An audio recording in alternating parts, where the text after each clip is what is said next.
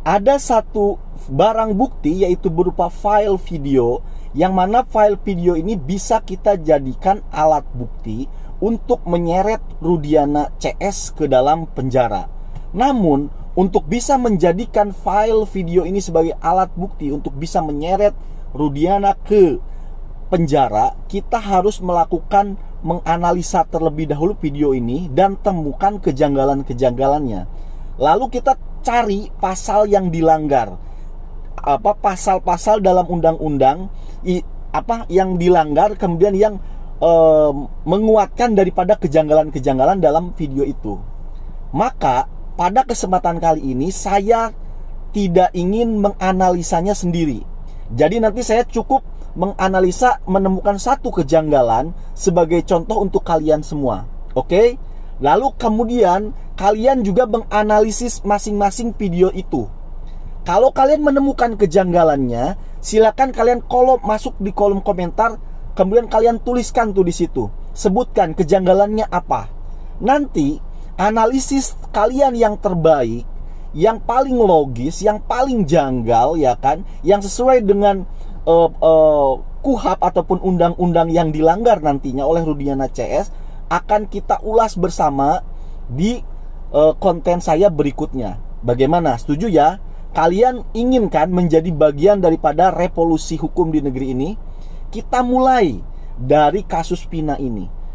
Syukur-syukur kita bisa menyeret Rudiana CS ke dalam penjara. Dengan salah satunya itu dengan bukti video nanti yang akan kita analisis bersama.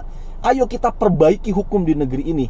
Jangan sampai ini terulang kembali di kemudian hari, ya kan? Kita sebagai pelopor lah ibaratnya, sebagai para revolusioner untuk hukum ini, ya kan, begitu. Jadi kalian benar-benar amati videonya nanti ya. Kemudian cari tuh kejanggalan-kejanggalannya apa. Biarkan saya yang memberikan satu contoh terlebih dahulu dan saya mencarikan pasal-pasalnya. Oke? Nah, inilah videonya, silakan kalian simak. Ada itu aja orangnya. Perempuannya juga. Kalau perempuan golongan ya. Golongan siapa? Ada lagi? Siapa? Ini yang ini. Yang pakai baju itu sama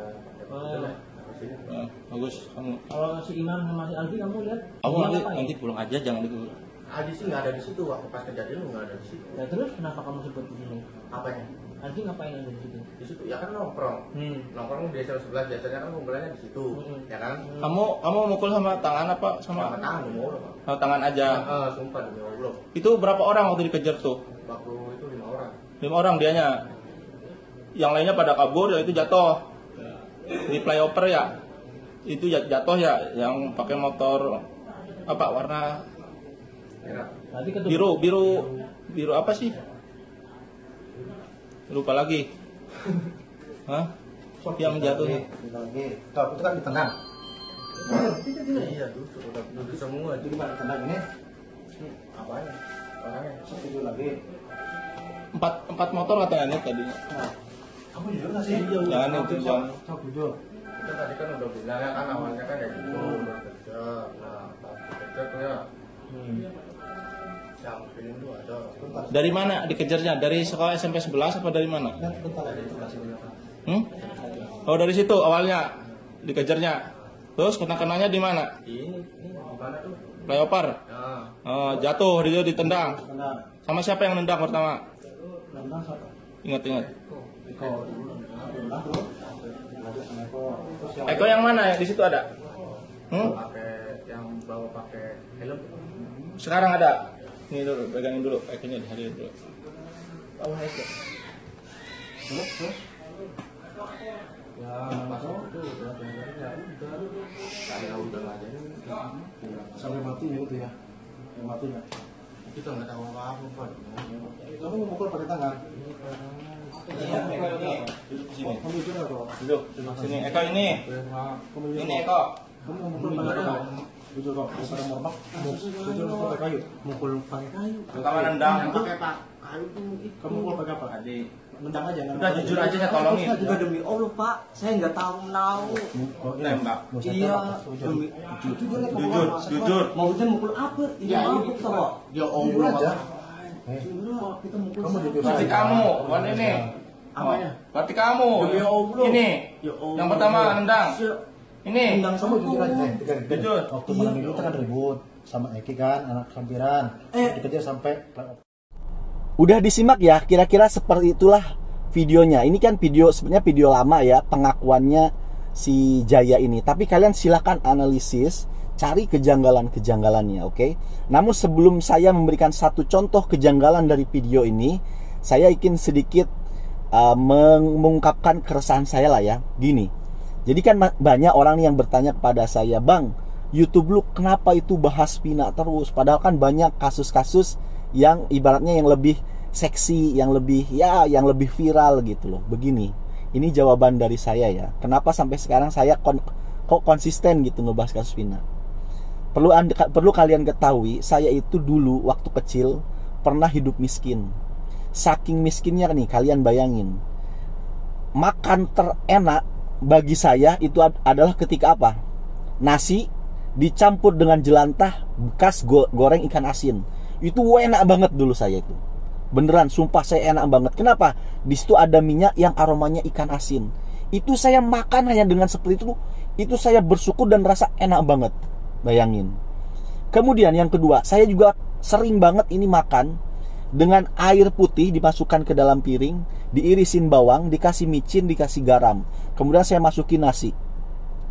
Itu pun makanan terenak bagi saya. Saking miskinnya saya dulu. Tapi lahir miskin itu adalah takdir.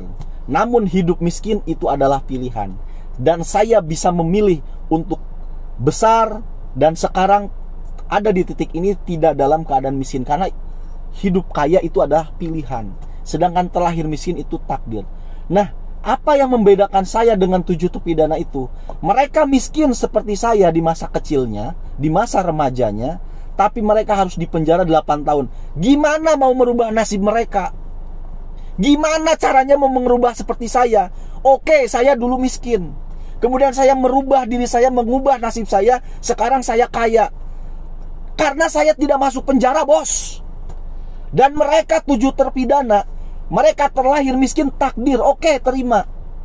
Lantas mereka bagaimana mau merubah hidupnya seperti saya menjadi kaya kalau mereka harus dipenjara oleh polisi-polisi? Gimana caranya?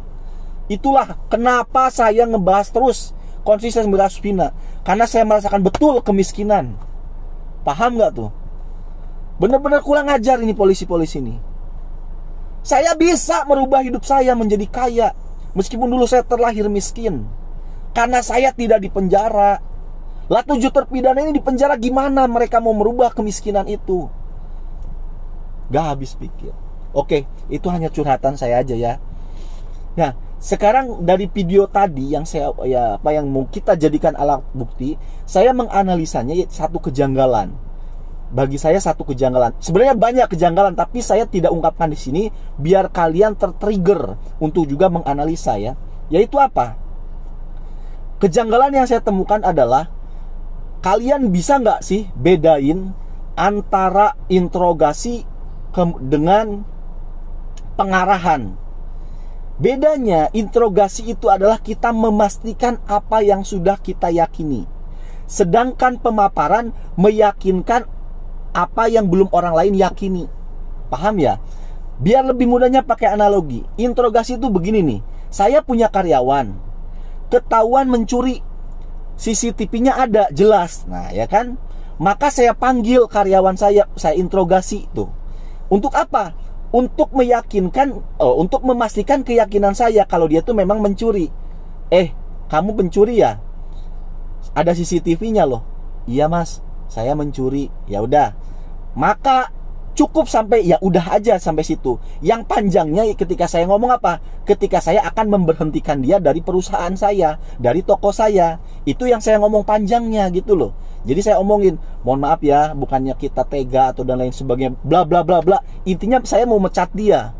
Jadi yang panjang itu adalah pembicaraan ketika saya akan memecat dia. Paham ya? Kalau untuk memastikan saja saya hanya menggunakan 2 kata. Ya udah, kamu mencuri ya, karena sudah ada kan CCTV dan lain sebagainya. Karena saya sudah meyakini dia mencuri, ada buktinya ya kan. Itu hanya cukup. Kemudian dia mengaku, saya kan hanya mencari kepastian kan. Dia mengaku, iya mas. Ya udah. Nah yang panjangnya apa sih? proses pemecatan dia. Lain dengan memberikan pemaparan gitu loh, ya kan? Pemaparan lah. Contohnya juga sama. Seperti saya punya seperti orang-orang MLM. Itu kan meyakinkan orang lain yang belum yakin gitu loh. Ciri-cirinya apa coba? Si pembicaranya itu lebih panjang daripada orang yang diyakinkan. Contoh, ayo beli nih jam tangan ini nih, ayo dibeli. Ini begini.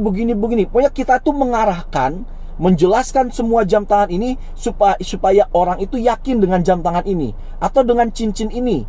Cincin ini adalah dari 24 emas karat. Wah, yang paling banyak itu orang yang meyakinkan supaya dia lawan bicaranya yakin. Paham ya sampai di sini? Jadi beda tuh antara memaparkan dengan yang satunya lagi interogasi. Nah, dari video yang akan kita analisis itu tadi, si penanyanya kepada si Jaya lebih banyak ngomongnya siapa? Si Jaya atau yang polisinya? Kalau kamu perhatikan lebih banyak si polisinya daripada si Jayanya. Berarti itu bukan interogasi. Berarti kalau interogasi sudah jelas ya, ingin memastikan sesuatu yang sudah yakin. Ini belum yakin, ya kan? Karena belum yakin harus dijelaskan supaya dia itu menjadi yakin. Jadi itu jatuhnya bukan interogasi. Ya, tadi dengan analogi yang saya sampaikan, paham ya kaitannya dengan ini. Coba kamu perhatikan, omongan si Jaya itu singkat-singkat, sedangkan si penanyanya itu ngebacot banget sana sini, seakan-akan mau mengarahkan, ya kan, untuk mengarahkan si Jaya supaya mengakui A, B, C, diarahkan oleh si polisinya ini. Jadi ini sebenarnya bukan interogasi. Karena kalau interogasi itu hanya ingin memastikan apa yang sudah diyakini. Berhubung tidak diyakini dan memang tidak terjadi pembunuhan itu, ya kan, makanya ini namanya memberikan pengarahan. Sampai sini paham ya? Nah, lantas apa saja pasal-pasal yang yang dilanggar? Salah satunya adalah ini, etika interogasi ada dalam pasalnya, ya kan. Kemudian yang selanjutnya, pasal apa yang lagi yang dilanggar? Untuk ancaman pidana di atas 5 tahun, kan kalau ini ancamannya apa? Seumur hidup bahkan ya, apa sampai mati. Itu diwajibkan ada PH-nya. Ini pasalnya nih, lihat nih pasalnya. Jadi dari sini aja sudah ada 2 yang dilanggar undang-undang negara ini oleh mereka. Bisakah mereka diseret? Bisa. Dengan cara apa? Alat bukti video ini. Ini sudah membuktikan video ini.